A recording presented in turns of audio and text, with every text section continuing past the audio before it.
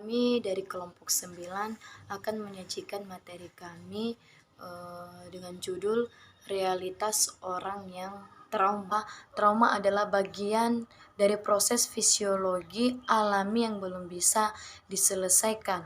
Dalam bab ini kita akan membahas beberapa gejala dasar trauma, yaitu trauma hiperarousal, penyempitan, disosiasi, dan ketidakberdayaan secara langsung dikaitkan dengan perubahan fisiologis yang terjadi ketika kita kewalahan saat menanggapi. Pembahasan pertama yaitu ancaman yang tidak dapat ditemukan. Beberapa gejala memberikan wawasan yang lebih mendalam tentang pengalaman traumatis daripada kewaspadaan berlebihan. Hypervigilance adalah manifestasi langsung dari hiperarousal yang merupakan respon awal terhadap ancaman. Efeknya pada respon orientasi sangat melemah atau sangat melemahkan, di mana mengatur individu yang trauma untuk pengalaman ketakutan, kelumpuhan, dan viktimisasi yang berkelanjutan. Kewaspadaan hiper terjadi ketika hiperarousal yang menyertai respon awal terhadap bahaya, di mana mengaktifkan versi respon orientasi yang diperkuat dan kompulsif. Respon orientasi terdistorsi begitu menarik sehingga individu tersebut merasa sangat terdorong untuk mengidentifikasi sumber ancaman, meskipun itu merupakan respon terhadap gairah internal daripada apapun yang dirasakan di lingkungan eksternal. Ketika kita merasa terdorong untuk menemukan sumber ancaman, tetapi keterpaksaan itu muncul secara internal, dan bahkan jika sumber ancaman eksternal teridentifikasi, sikap kompulsif dan sangat waspada akan terus berlanjut karena gairah internal masih ada, dan kita berusaha untuk mencoba menerobos dan mencoba menemukan sumber ancaman tersebut dan mengidentifikasinya. Karena itulah diprogramkan oleh respons orientasi primitif ketika sistem saraf menjadi terangsang. Jadi hasil tangkapannya seringkali tidak ada ancaman yang ditemukan. Kewaspadaan hiper menjadi salah satu cara kita mengelola energi berlebihan akibat pertahanan tidak berhasil terhadap ancaman asli. Kita juga menggunakan kewaspadaan tinggi untuk menyalurkan sebagian energi ke otot kepala, ke leher, ke mata, dan mencari bahaya secara obsesif. Ketika respon pembekuan secara bertahap menjadi semakin mengakar, kecenderungan kewaspadaan yang berlebihan dan intens setiap saat, dan mungkin benar-benar mengembangkan penampilan yang sedikit sembunyi-sembunyi atau ketakutan dengan mata terbuka karena kewaspadaan yang konstan ini. Ada kecenderungan yang berkembang untuk melihat bahaya di mana tidak ada di bawah kegembiraan hidup. Semua ini terjadi karena pada intinya makhluk hidup kita tidak ada atau kita tidak melakukan dan kita tidak berkenceraman dengan pertahanan yang lebih kuat.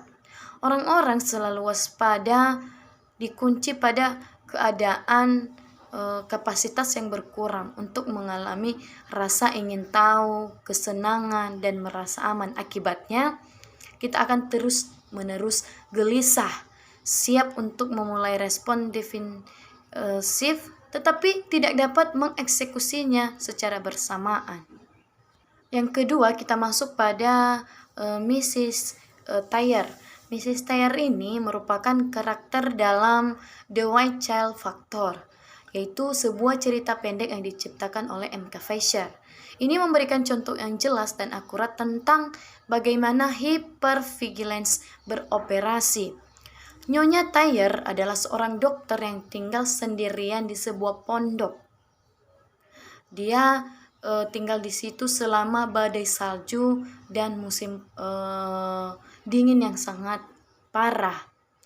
Dia merasa nyaman dan hangat dan tampaknya tidak peduli dengan kemungkinan konsekuensi dari badai saat dia tertidur. Sebelum fajar, dia digeledah ke dunia sadar. Kemungkinan dalam ke dunia sadarnya itu sangat kejam, atau sama kejamnya ketika dia telah dijambak oleh rambut panjang di kepalanya. Jantungnya berdebar kencang sampai di tenggorokannya. Tubuhnya panas, tetapi tangannya terasa dingin dan lembab. Dia benar-benar dalam keadaan panik. Dan dia beralasan bahwa ada ketakutan fisik. Nyonya Thayer ini melawan keinginan yang sangat kuat untuk melarikan diri dengan berkata pada dirinya sendiri, "Disinilah atau di dalam rumah inilah aku akan bertahan hidup. Kalau tidak, melolong di bucket puser dan segera mati dalam ombak dan angin." Ya, jelas terlihat bahwa panel Nyonya Thayer ini memiliki sumber internal. Untuk memparafrasekan, tidak ada yang dapat hidup tanpa dapat menjelaskan kepada diri sendiri apa yang terjadi pada diri mereka sendiri, dan tidak akan mengatakan bahwa saya sudah gila atau mereka itu sudah gila. Dan ini akan diperjelaskan di mana meninggalkan sentimen Dostoevsky yang digaungkan oleh psikologi modern oleh Paul Zimbardo, yang menuliskan bahwa sebagian besar gangguan mental mewakili bukan gangguan sensitif, tetapi interpretasi Weitenbeck. Interpretasi Weitenbeck dari tugas-tugas yang rumit atau tidak dapat dijelaskan. Kebanyakan orang menganggap pengalaman yang tidak dapat dijelaskan sebagai suatu yang dilakukan. Terhadap yang dilakukan oleh Nyonya Thayer ini, di mana kebutuhannya ini memberikan sumber kepanikannya, respon biologis yang normal terhadap gairah internal yang intens. Memang tujuan respon pertama adalah untuk mengidentifikasi hal-hal yang tidak diketahui dalam pengalaman. Hal ini sangat penting, sementara yang tidak diketahui mungkin merupakan ancaman, di mana saat itu tidak dapat kita melakukannya. Mengidentifikasi dengan benar ancaman kita, di mana semua penderita trauma tanpa sadar memasang perangkap dalam diri kita sendiri. Manusia memiliki kesulitan yang besar dalam menerima bahwa beberapa aspek dari pengalaman tidak dapat dijelaskan begitu saja. Jika respon orientasi primitif dipanggil, kita merasa dipaksa untuk mencari penjelasannya. Ketika penjelasan tidak dapat ditemukan, kita biasanya tidak menggunakan kemampuan kognitif kuat kita untuk membantu. Bahkan kita mampu berpikir jernih. Kekuatan kognitif kita tidak dapat sepenuhnya mengesampingkan pengenalan konteks apa kebutuhan tubuh jasmani untuk mengidentifikasikan sumber kesusahan kita. Selanjutnya, dalam pembahasan ini tidak dapat menyintesis informasi baru atau tidak dapat mempelajari. Kualitas hypervigilance yang melekat adalah tidak adanya respon orientasi normal. Ini berdampak serius bagi orang-orang yang mengalami trauma. Pada dasarnya ini akan mengganggu kemampuan kita secara keseluruhan untuk berfungsi secara efektif. dalam situasi apapun. Tidak hanya yang situasi yang dibutuhkan pertahanan aktif. Bagian dari fungsi tanggapan orientasi adalah untuk mengidentifikasi informasi baru, informasi yang kita sadari. Jika fungsi terganggu, sejumlah informasi baru akan menyebabkan kebingungan dan kelebihan beban. Selanjutnya kita masuk dalam ketidakberdayaan kronis. Ketidakberdayaan kronis ini terjadi ketika respon yang membeku, mengarahkan dan bertahan menjadi begitu terpaku dan melemah sehingga mereka bergerak terutama di sepanjang jalur yang telah ditentukan dan tidak berfungsi. Ketidakberdayaan kronis bergabung dengan kewaspadaan berlebihan dan ketidakmampuan untuk mempelajari perilaku baru sebagai fitur umum lain dari realitas orang yang teriritasi. Saat orang yang tidak berdaya menjadi bagian yang tak terpisahkan dari kehidupan, mereka akan mengalami kesulitan untuk berperilaku dengan cara apapun yang tidak berdaya. Semua penderita trauma mengalami fenomena ketidakberdayaan kronis sampai batas tertentu. Akibatnya mengalami kesulitan untuk berpartisipasi secara penuh, terutama dalam situasi baru. Bagi kita yang mengalami dan mengidentifikasi dengan ketidakberdayaan, setiap gerakan melarikan diri atau maju hampir tidak mungkin. Kita menjadi korban pikiran dan menjadi korban pikiran kita sendiri. Ketika fisiologi kita merespon suatu peristiwa atau merangsang dengan gairah, kita tidak bergerak ke dalam respon yang berorientasi dan bertahan seperti manusia sehat. Sebaliknya kita bergerak langsung dari gairah ke imobilitas dan ketidakberdayaan melewati emosi kita yang lain serta urutan respon normal. Kita masuk pada traumatic coupling atau trauma coupling. Dalam penggabungan traumatis, rangsangan sangat terkait dengan respon partikulat dan itu mengatur perilaku orientasi normal. Stimulus melibatkan respon spekulik tanpa exception. Kita secara final tidak dapat mengalami hasil lain. Misalnya ketika orang yang tidak trauma diberi obat yohibina, mereka mengalami peningkatan sederhana dalam detak jantung dan tekanan darah. Namun pada veteran yang menderita stres pasca trauma, obat tersebut menimbulkan reaksi yang berbeda. Pada veteran mulai mengalami teror